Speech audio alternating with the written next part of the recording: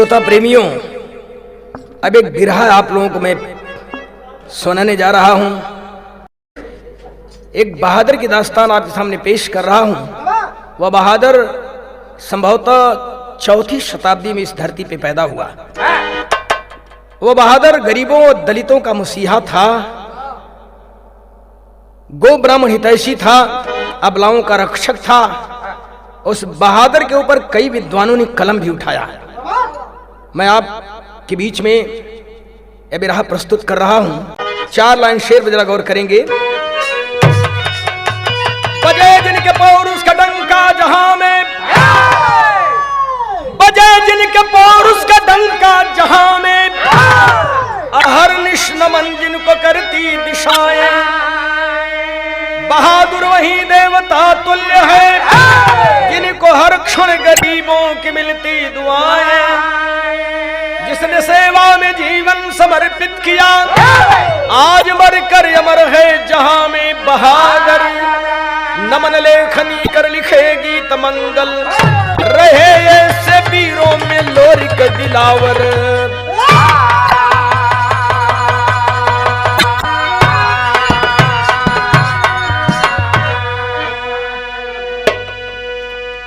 वह बहादुर इस धरती पे पैदा हुआ चौथी शताब्दी में। डॉक्टर हजारी प्रसाद द्विवेदी जी ने अपनी पुनर्नवा में उस बहादुर की चर्चा किया। उस बहादुर का नाम लोरिक दिया, लोरिक दिया, गोपाल आर्यक दिए, और बाकी विद्वानों का नाम बताऊंगा। सबसे पहले तो 1379 में डॉक्टर मौलाना दाऊद ने चंदायन लिखा, जिसमें उस बहादुर की चर्चा है। लेकिन एक तर्ज लग रही है, जरा गौर करेंगे। ला पिला दे शौकिया, ला पिला दे शौकिया, पैमाना पैमाने के बाद, ला पिला दे शौकिया।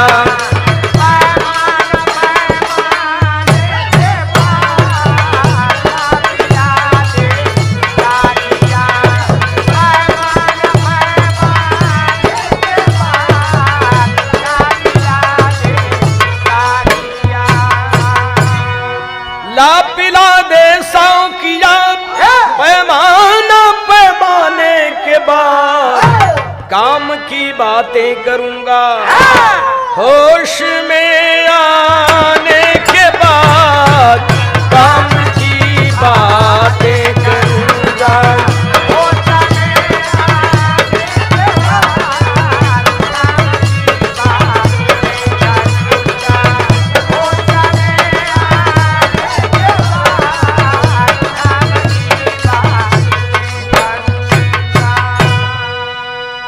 लेकिन इसी तर्ज में गाने के भाव पर जरा गौर करेंगे। कहना है, शेर के आगे भला, शेर के आगे भला, गीदड़ की क्या औकात है, शेर के आगे भला।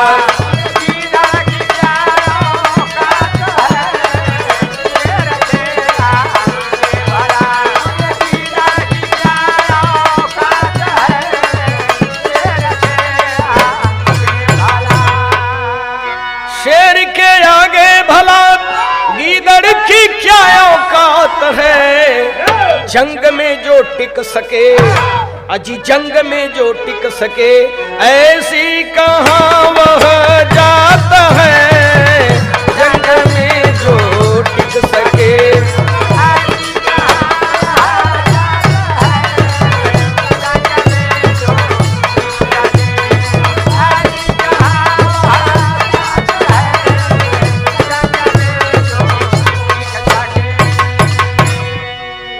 भला लड़ाई के मैदान में कभी शेर का मुकाबला गीदड़ कर सकता है? वो बहादुर शेर था।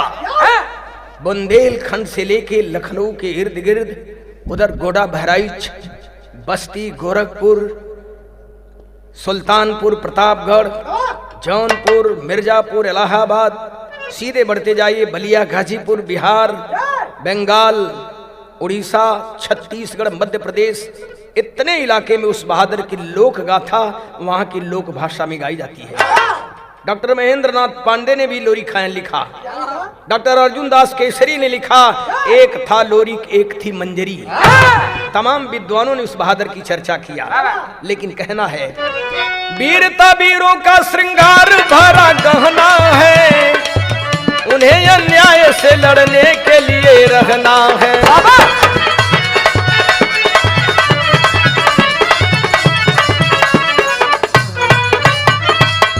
भला चुनौती देके गीदड़ कहाँ जाएगा, पड़ेगा सामना ना हर से बच न पाएगा।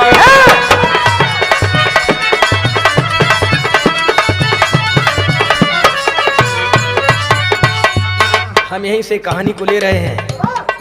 हमारे बहुत से गांव देहात में रहने वाले किसान भाई, अशिक्षित भाई, जो लोरिकायन हमारे बूढ़े बुजुर्गों से सुनते आ रहे हैं, वो आज भी हमारी धरोहर है। इसीलिए तो हम कहते हैं the oral history is better than written history.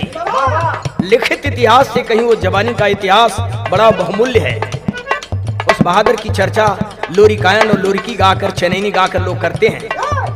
अगोरी मिर्जापुर का राजा क्रूर कामी था, मुलागित नाम रहा दुष्टता में नामी था।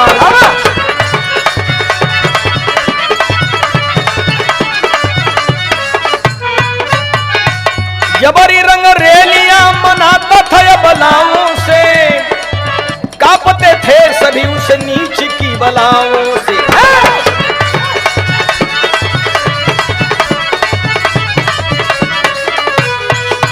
यादों महर को नीच निशाना बनाया था, मंजरी कन्या उनकी नजर में गड़ाया था।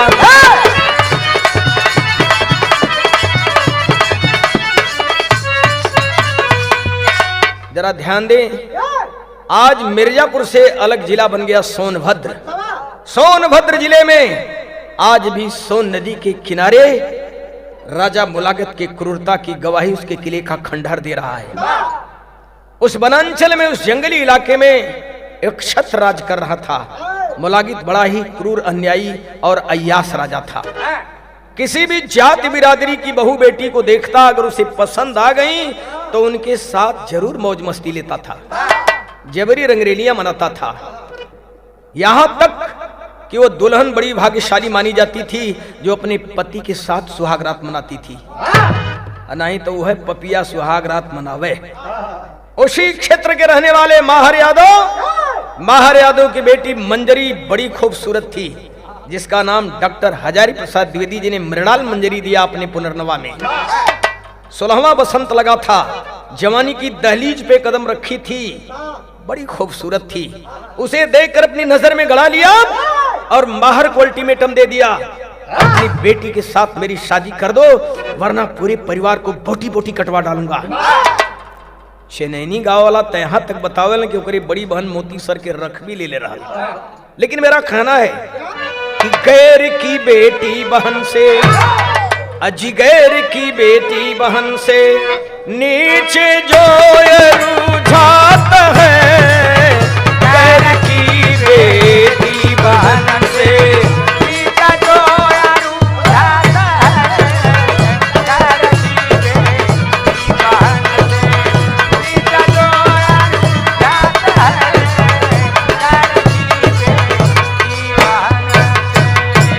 गैर की बेटी बहन से नीच जो रुझात है, खैरियत उसकी नहीं, आखिर में खाता लात है।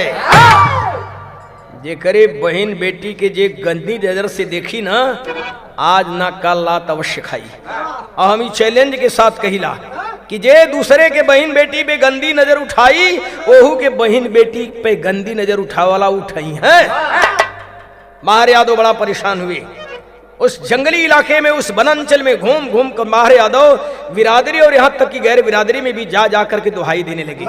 लेकिन तर्ज ठे लगत था, दिल देता है, दिल देता है रो रो दुहाई, किसी से कोई प्यार ना करे।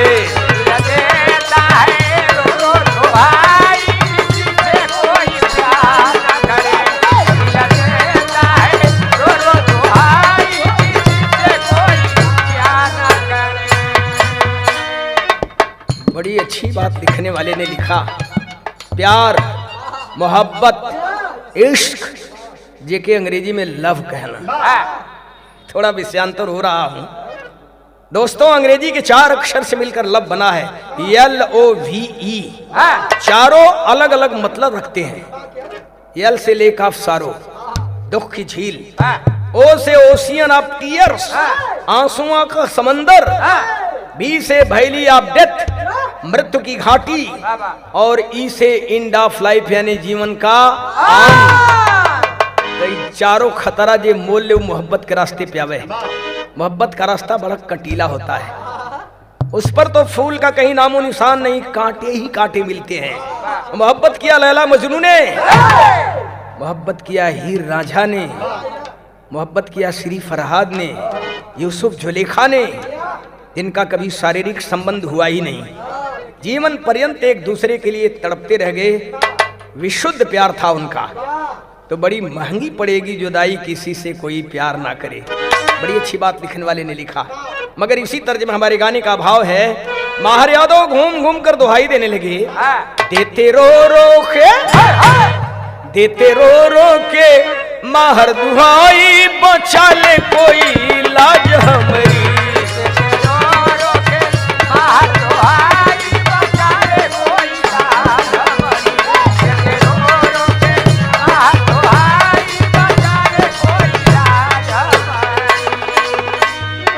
बचा ले कोई लाज हमारी है, कैसे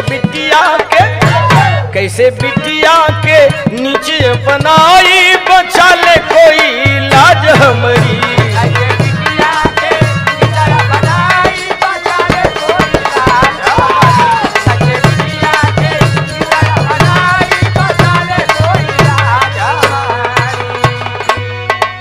लिख लिख सगरों पत्र पठाए,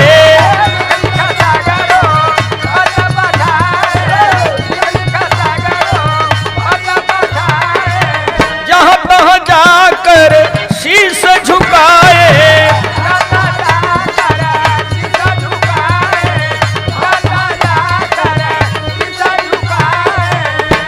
पर कोई नहीं लगा सहाय, बचा ले कोई लाज हमारी। उस जंगली इलाके में, वनांचल में घूम घूम कर माहर यादव जा जाके दुहाई देने लगे, मेरी कोई आबरू बचा ले। लेकिन इतना उसका आतंक था, इतने लोग उससे भयभीत थे, किसी की हिम्मत नहीं हुई उसके सामने आने की, कोई मदद करने को तैयार नहीं हुआ। हाथ जोड़ ले लोग माहर के सामने, भैया तुहार मदद हम न कह पाओ जी, कोनो दूसरा दरवाजा देखा। आखिर लाचार होकर माहर यादव को इस पूर्वांचल की धरती की तरफ झांकना पड़ा। उस समय भगवान कृष्ण के रूप में अवतरित हो चुके थे गोपाल आर्यक यानी लोरिक, और बलराम के रूप में श्यामल देव यानी संहरू। लाचार होकर के माहर यादव पत्र लिखने बैठते हैं। मामूली से साक्षर थे, वो जंगली इलाके में शिक्षा का स्तर का रहल हुई 1700 वर्षों पहले, आप अंदाजा लगा सकते हैं। लेकिन विदेशिया के अंदर भाव देना पड़ा, लिख माहर रोई रोई गौर के पतिया हो, तोरे हाथे हमारी इज्जतिया ए बिरवा।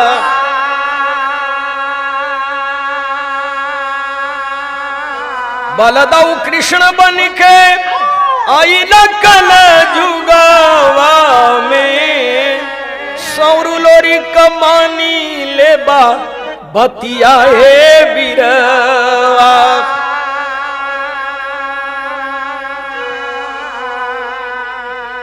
बाबूजी भोज पत्र जेके भोज पत्र कहल जाला, भोज पत्र पे लिखत हुए आंखें डबडबा गई, टप टप आंख से आंसू टपके लगल। हिम्मत के लिखत हुए कि पपिया मुलागित अपनावल चाहे मंजरी के, लुट जाई अदू कुल के थतिया ए बिरवा। आखिरी लाइन बिनती भरे शब्दन में का लिखल है, कि पतिया पढ़त दयावा बिटिया के अपनावा काटा बे सहारा कई भी पतिया हे बिरवा।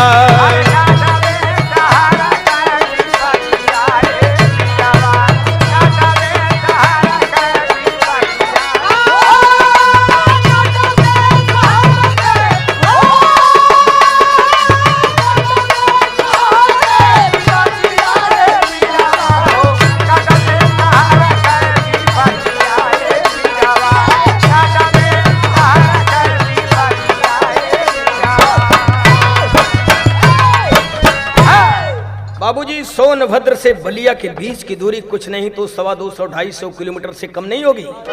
आवागमन के साधन भी इतने नहीं थे। बड़े मुश्किल से पत्र पहुंचा है।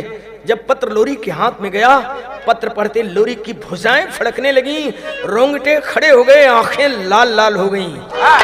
यह वीरस का स्थायी भाव है। यहाँ विरह के अंदर टेरी में भाव देना पड़ा।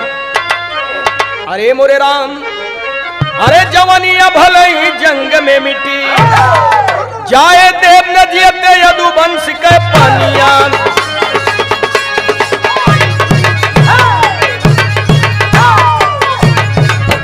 जाए देव न जियते यदुवंश के पानिया, जवानिया भले ही जंग में मिटी।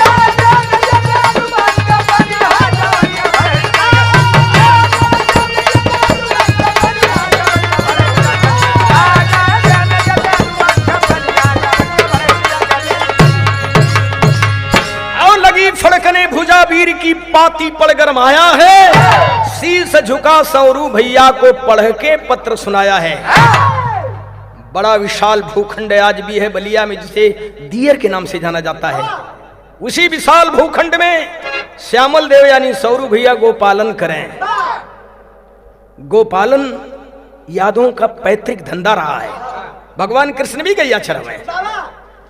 सौरू दादा बड़ा पुजारी रहने, गोपालक रहने और गाय चरावल करें। लोरिक जाके भैया के साष्टांग दंडवत की लें। ये शिष्टाचार देखिए। साष्टांग दंडवत करके खड़े हुए हाथ जोड़ के कहने की भैया, मिर्जापुर से एक पत्र आया है। एक अन्यायी राजा एक यादव की लड़की को जबरी से दुल्हन बनाना चाहता है। जब इतनी बात सुन ले सौरू दादा तो का कहना है, अरे काट लो गर्दन, पापी की क्यों अधिकुल से टकराया है। फोड़ दो खे चलकर जो बला पे आंख उठाया है। ओकर चल के आंखिए निकाल लिया। उसको ये पता नहीं हम किससे टकरा रहे हैं, लेकिन एक काम करना पड़ेगा। अबला की रक्षा खातिर दोनों भाई तैयार हुए। साजे बाराती पलटनिया हाथी घोड़े पे सवार हुए। बड़े बहादुर जई धोबी गुरु अखाड़े के बलवान, गांगी नाऊ दुबरी पंडित चले साथ में वृद्ध सुजान। बलिया से पैदल तीसरे दिन मिर्जापुर में आए हैं। अब भजा गोरी मारू बाजा काले बादल से छाए हैं। कल उस लड़की से तुम्हारी शादी करनी पड़ेगी। छांट छांट करके नौजवान पट्टा लिए गए। हर जाति बिरादरी के, पक्का समाजवादी विचारधारा रही लोरी की।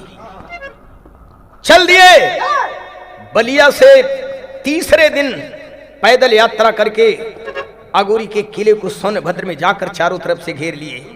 अरे जाके घेरी ले हले बीरवा,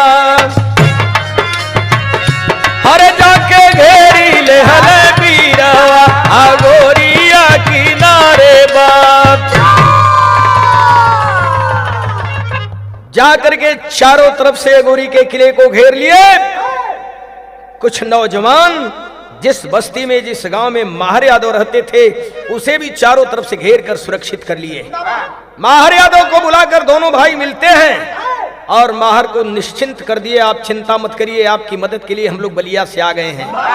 और भेज दिया खबर बुलागित के पास, हो तुम्हारी भुजा में ताकत, तुम्हारे तलवार में पानी हो तो चलो माहर यादव की बेटी मंजरी से शादी रचाओ। जब इतनी बात सुनलस ना, किले के शीर्ष भाग पे चढ़ के देखता है। चारों तरफ से नजर दौड़ाया, चारों तरफ से किला उसका दुश्मनों से घिर गया है। इतना घबरा गया, इतना घबरा गया। डॉक्टर श्याम मनोहर पांडे ने अपने लोरी कायन में लिखा है, उस घबराहट में उसकी आंखों से आंसू टपकने लगे। आँखिया से ओकरे आंसू टपके लगली है। खेत तर्ज बदल गई। चला चली धान रोपे धनिया, ई माटी का गीत है, करे उम्र का था पता ना हो। चला चली धान रोपे धनिया, रिम झिम बरसेला पनिया।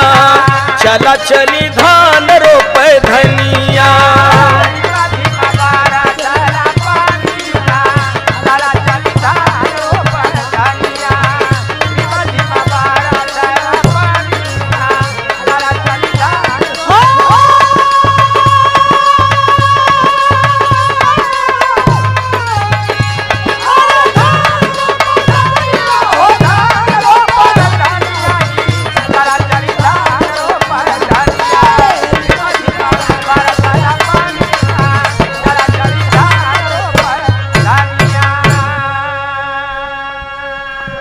देखा हो भोजपुरी में 3 नाम बेजोड़ रहल।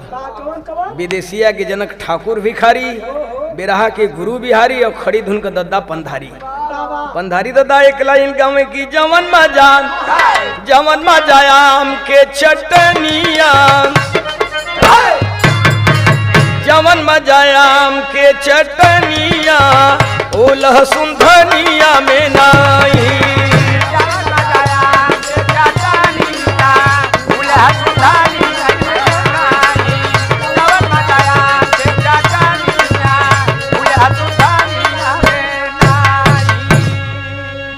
पब्लिक में से आवाज आ जाए दादा एक लाइन और सुना दा। अगली लाइन बड़ी बेजोड़ सुना मैं, शिक्षाप्रद बात। हरे जवन मजा आम के चटनिया, उ लहसुन धनिया में नहीं। हे बाबू जवन मजा अपनी दुल्हनिया, उ कसबिनिया में नहीं।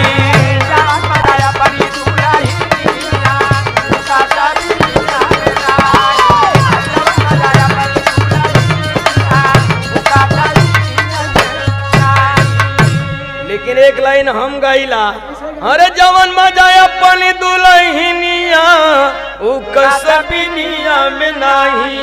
हे बाबू जवन मजा सदगुरु भजनिया, उ सारी दुनिया में नहीं।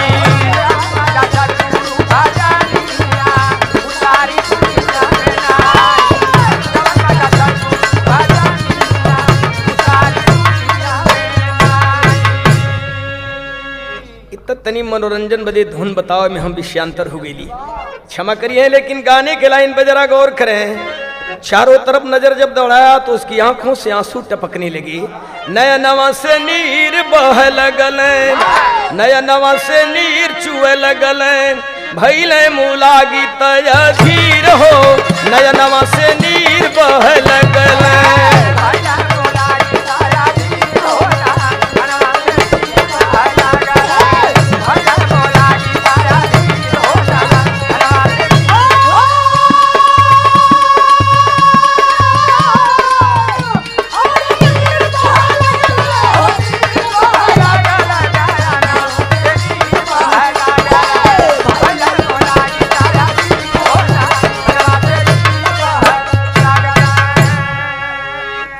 हिम्मत से काम लिया, साहस जुटा के कैसो पलटन सजवले, और दुश्मन को घेरो रण भेरी बजवले।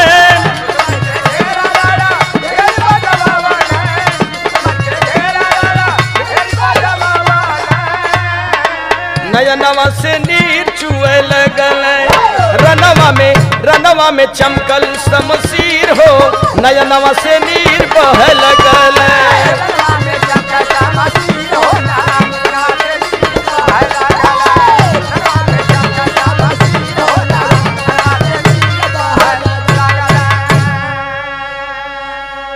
हिम्मत जुटाकर अपने जवानों को अलर्ट कर दिया, घेरो दुश्मनों को, लड़ाई के मैदान से निकलने न पाए। अगोरी के मैदान में एक तरफ मुलागत की सेना और एक तरफ सौरू लोरी की सेना, आमना सामना हुआ है। बाबूजी अभी लड़ाई के मैदान में मुलागित नहीं आया है।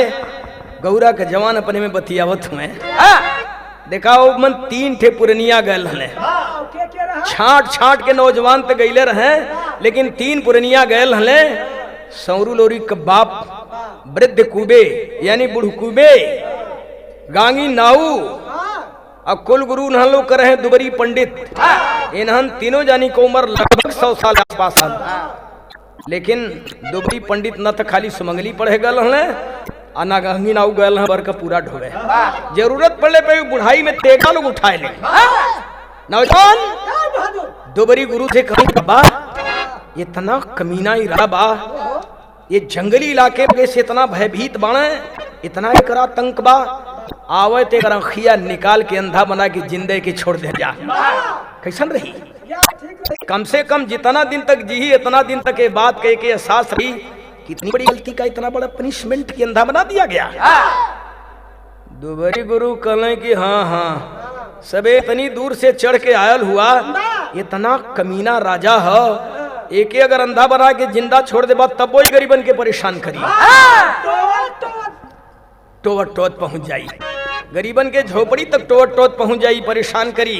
एक जिंदा छोड़े की जरूरत ना हो। दुबरी गुरु गांगी से हुकारी भरवाओ तो गांगी तोहार का ख्याल है। अरे गांगी कहे बाबा जवान आपका ख्याल हो हमार ख्याल, एक जिंदा छोड़े की जरूरत ना हो। मगर तर्ज बदल गई। अरे सैया मोर मिलल बाझरे लवा, सैया मोर मिलल बाझरे लवा, जबरी खिजावे हमके खिलवा।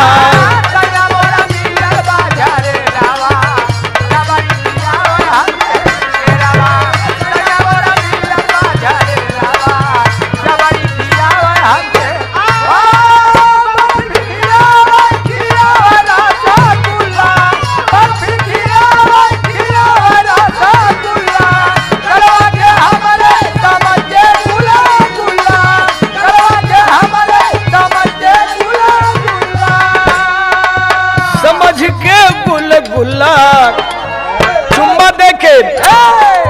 चुम्मा देखे काट ले लगलवा, झबरी खिजावे हमके केलवा।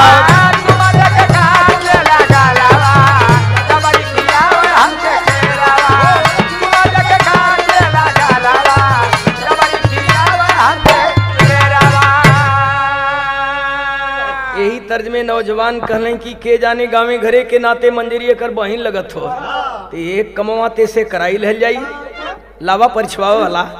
लेकिन का कहत हूँ अरे काटले बसार के मऊरवा, काटले बसार के मऊरवा, जुटल गोरी में गौरवा।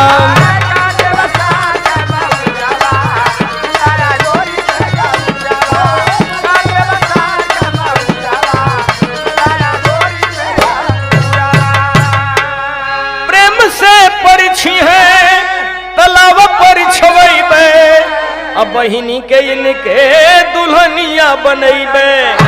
इनके सिखाए देव सहुरवा, इनके सिखाए देव सहुरवा, जुटल गोरी में गौरवा।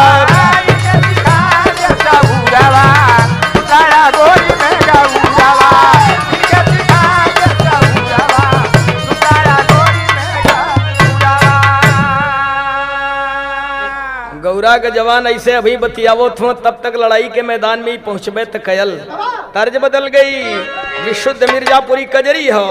बारी उमर कमर लचकनिया, बारी उमर कमर लचकनिया, गोरिया खींचे निहुर के पनिया, गोरिया खींचे निहुर के पनिया, गोरी के झूले झूलनिया।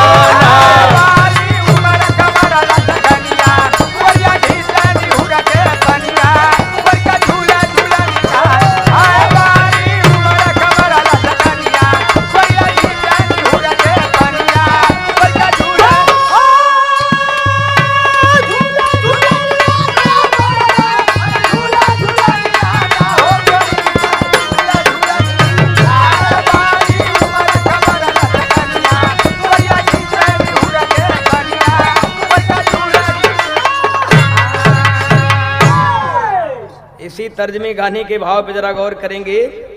अरे गरजा समरांगण में लोरिक, गरजा समरांगण में लोरिक, बालवा नवा हो समनवा, जब की आयल मुला कितना। गरजा समरांगण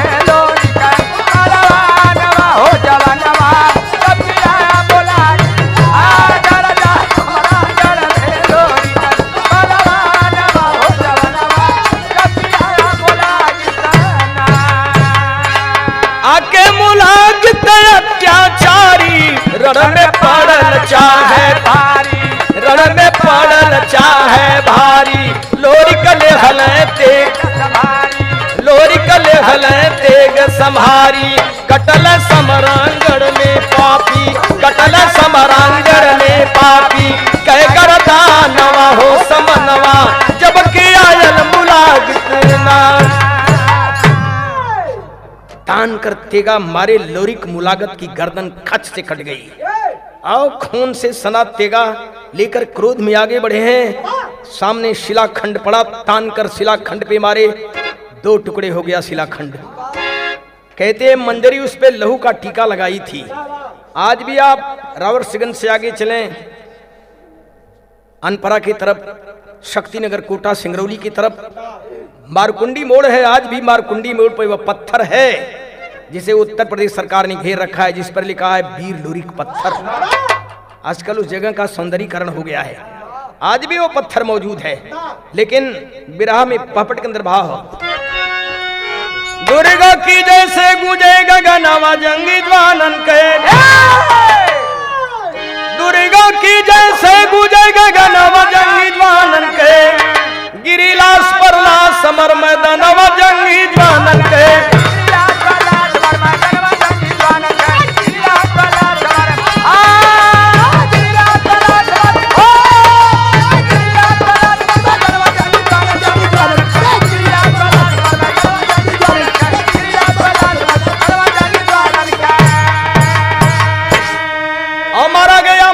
पापी बिरलोरी के हाथे हो, विजय पताका फहरा के सब झूमत चल साथे हो।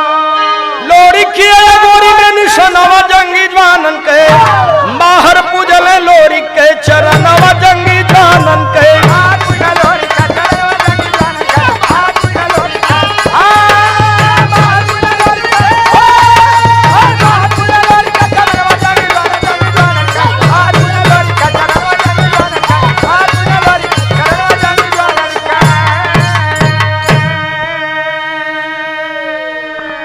लोरिक ने मुलागत का वध करके उस जंगली इलाके से, उस वनांचल से आतंक का अंत कर दिया, जिसे आज सोनांचल कहा जाता है। उस इलाके में आतंक फैला था उस पापी का, लेकिन आतंक का अंत कर दिए, समता मूलक समाज की स्थापना किए। वहां माहर यादव का पांव पूजे, ये सारी माहर यादव लोरिक का पांव पूजे और अपनी बेटी मंजरी का कन्यादान किए। लोरिक और मंजरी का पाणी ग्रहण संस्कार हुआ। लेकिन एक प्रमाण और मिलता है, चनैनी गाने वाले हमारे भाई बताते हैं, उसका भांजा निरंबल बड़ी लंबी फौज लेकर लड़ाई करने आया था और उसे शायद भोले बाबा का वरदान मिला था, एक बूंद भी लहू अगर धरती पे टपक जाए तो रक्तबीज की तरफ फिर तैयार हो जाता था। लेकिन लोरिक ने उसका भी वध कर डाला, उसका भी अंत कर डाला और बड़े प्रेम से मंजरी को दुल्हन बनाकर गौरा लेकर वापस आते हैं। आल्हा के अंदर भाव देना पड़ा। जे करे जन्म में बरसल पहर भर सोनवाए भैया, जे करे जन्म में बरसल पहर भर सोनवाए भैया, जे करे जन्म में बरसल पहर भर सोनवाए भैया। चनैनी गाने वाले बताते हैं कि मंजरी का जन्म हुआ तो 1 घंटा, कोई 1.25 घंटा बताता है, 1.25 पहर कहते हैं, सोना की बरसात हुई। जे करे जन्म में बरसल 1.25 पहर सोनवाए भैया, जे करे जन्म में बरसल 1.25 पहर सोनवाए भैया, जे करे जन्म में बरसल 1.25 पहर सोनवाए भैया। कैसे भला जाई ओही आपन कलाज, कैसे भला जाई ओही आपन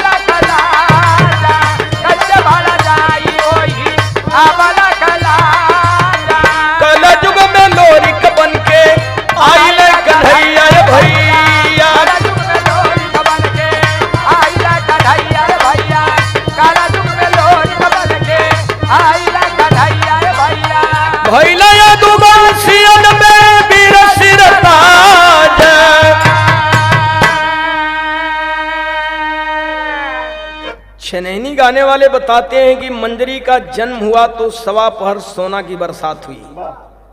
ये बात गले के नीचे नहीं उतरती, क्योंकि सोना तो हमने पढ़ा है खान से निकाला जाता है, लेकिन इसे नकारा भी नहीं जा सकता। हम आपके सामने सिद्ध कर देंगे कि एक पहर या सवा पहर सोना की बरसात हुई कैसे। मंदरी का जन्म हुआ उस समय पूरे विंध्यगिरी क्षेत्र में, कैमूर से लेकर कानपुर के उस इलाके तक दक्षिणांचल में भीषण काल पड़ा था। पानी के बिना त्रिन त्रिन सूख गए थे, जी जंतु परेशान थे, लोगों का कलेजा जैसे मुंह को आ जा रहा था। लेकिन जैसे मंदरी का जन्म हुआ, अचानक आकाश में काले बादल छा गए, बड़े जोर से उमड़ घुमड़ कर 1 घंटा या सवा घंटा बारिश हुई। नदी नाला ताल तलैया सब भर गए, पानी से धरती पे हरियाली छा गई, जनजीवन सुखी हो गया। कभी कभी किसान अपने में बतियावल, कभी कभी ऐसी बारिश हो जाती है कि हमारे किसान भाइयों को कहना पड़ता है, अरे यार पानी का जना सोने बरस गया। तो 1 घंटा या सवा घंटा जो पानी पड़ा, उसकी कीमत 1 घंटा या सवा घंटा सोना के बराबर की गई। लेकिन भगवान कृष्ण का अंश बनकर लोरिक और बलराम का अंश बन करके श्यामल देव यानी सौर कैसे आए, ये भी आपके सामने सिद्ध कर दूंगा। अबला की रक्षा बेसहारा के करना, अबला की रक्षा बेसहारा के करनवा, कैला गोरी पलटनिया के साजन, दुष्ट के विनाश कई के धर्म बचावे, लोरी के बदल सर शादी वाला, हंसी खुशी मंजरी के लेके गईले गौरा, काफी दिन प्रेम से चलल राजकाज।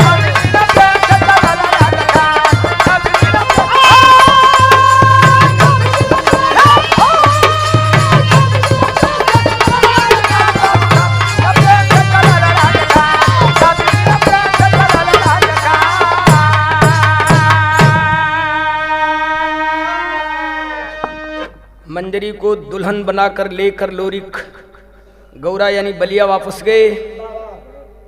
प्रेम से दुनियादारी शुरू हुई, आनंदमय जीवन व्यतीत होने लगा।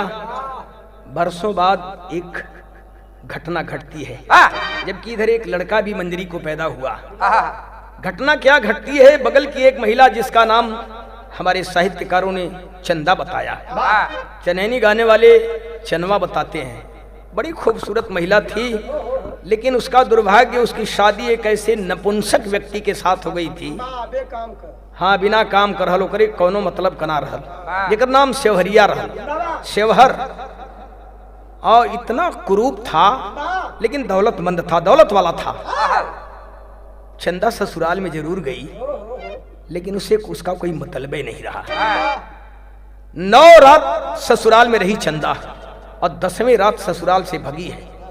ससुराल से भागकर जब अपने मैके के गोंडे नियर आई, पड़ गई नजर बटवा की। शौच करने के लिए बटवा गया था, देखता है बटवा सोचलस किया हो, दई नारायण विधना का विधि लिखला माथ लीलार, लगत है सुंदरी हमरे ही बदे भेज देहला का। दौड़ाए के ओके पकड़ल चालस, लेकिन निकल गई। उस दिन से बटवा चंदा का पीछा करने लगा। चंदा परेशान होकर लोरी की शरण में गई। लोरी बटवा के बड़ा समझौले बुझौले, मान जो पट्ठे हम दोनों जन एक अखाड़े के लड़वैया, एक गुरु के चेला है, केहू के बहन बेटी के इसे परेशान ना कर जाला।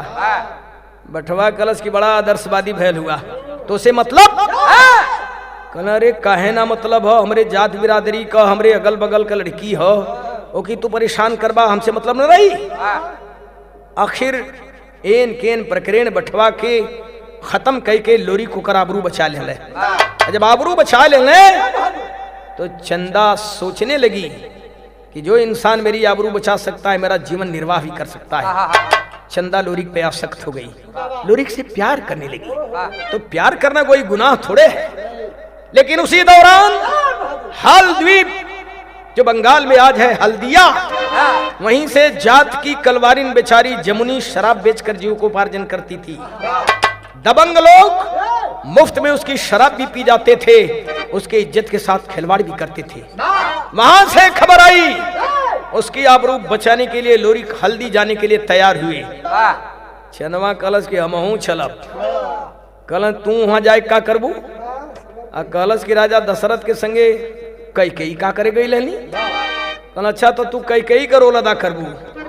नहीं मानी, चंदा भी साथ में गई है। लोग जवन कहने की लोरी चनवा को उड़ार के लेना। देखा श्रोता प्रेमियों, हाथ जोड़ के हमारी प्रार्थना, कभी ऐसा मत कहिए। लोरिक ने चंदा का उद्धार नहीं किया बल्कि चंदा का उद्धार कर दिया। वहां जाके जमुनी का रक्षा कैले।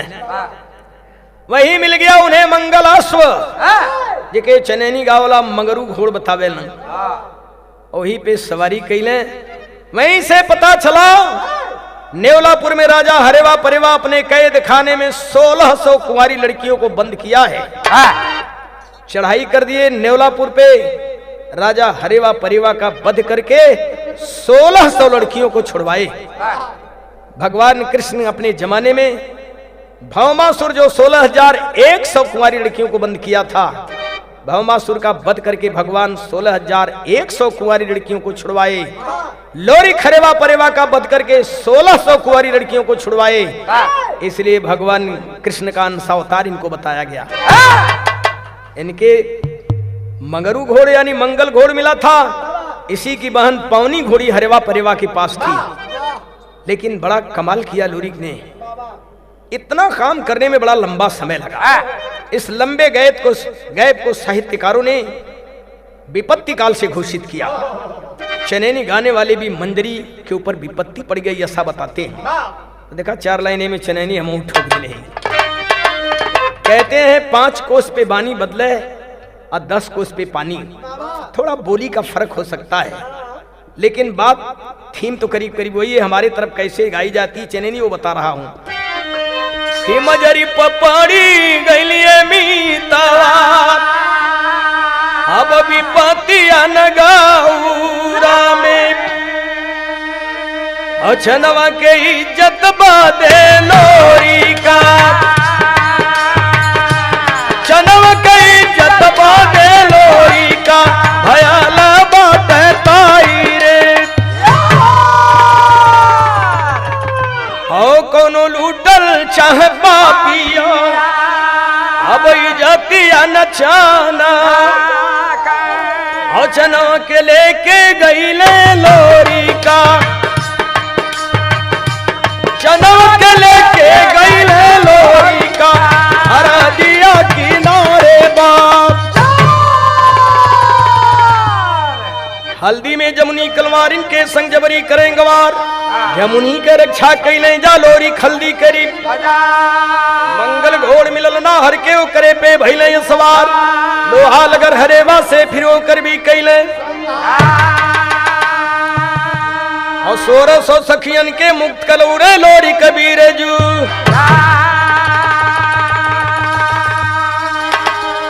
तो जीवन सेवा में मीत अब समर्पित न कोई रे, और कीर्ति गूंजत बाटी लोरी का, कीर्ति गूंजत बाटी जगतिया में न हो तो।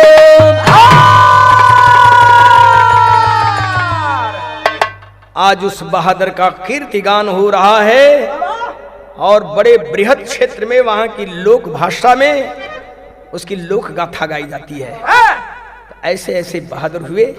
हमारे गाने का आखिरी भाव है,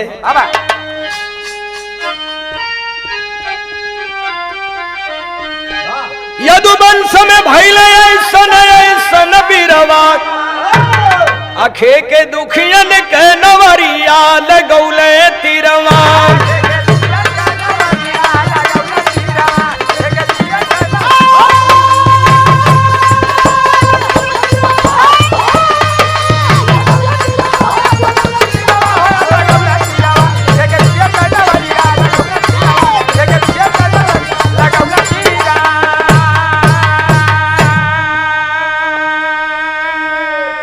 ऐसे ऐसे बहादुर यदुवंश में पैदा हुए। 2-4 उदाहरण दे दूं। बलदाऊ कृष्ण, बलदाऊ कृष्ण सौरु लोरी का बलवनवा, यदुवंश में भइले पैदा एक एक जवानवा।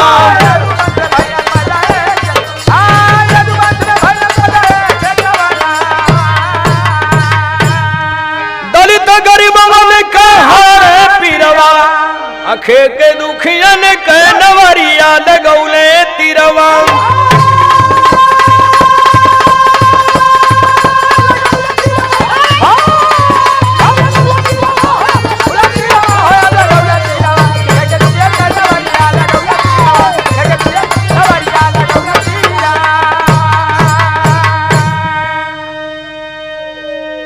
इसलिए तो श्रीमद् भागवत में आया है, वर्णयामि महापुण्यम सर्व पापै हरम नृणाम यदुर्वंश नर श्रुत्वा सर्व पापै प्रमुच्यते।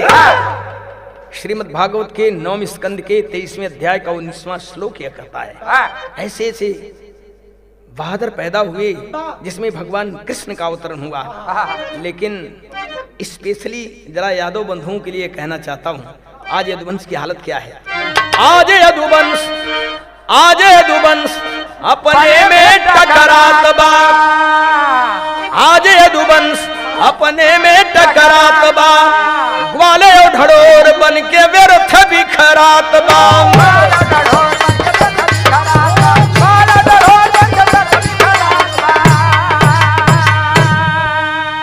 जब किए के कुल का हीरवा, अखे के दुखियन के नवरिया लगौले तीरवा।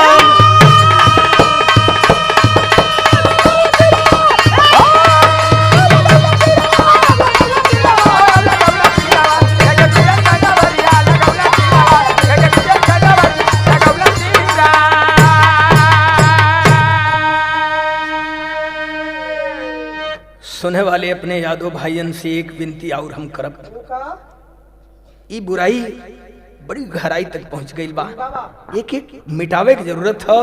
और सबसे खराब बुराई एक ही है कि अमृत जैसन दूध बेच, अमृत जैसन दूध बेच पियल शराब हो, अकयल न परिश्रम चाह बनल न बाब हो।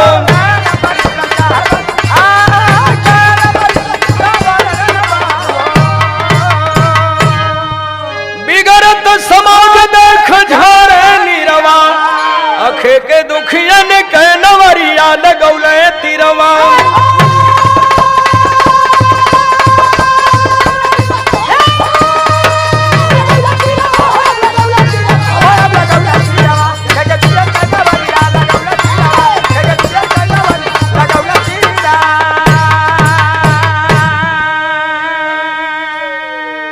आज का अमृत दूध है, दूसरे को दूध पिलाते हैं, खुद पीते हैं जहर।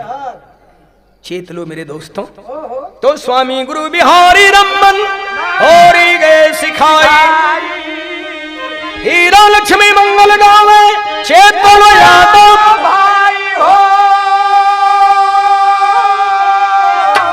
जवनिया भले ही जंग में मिटी, लिखे कवि मंगल पूजे सदगुरु के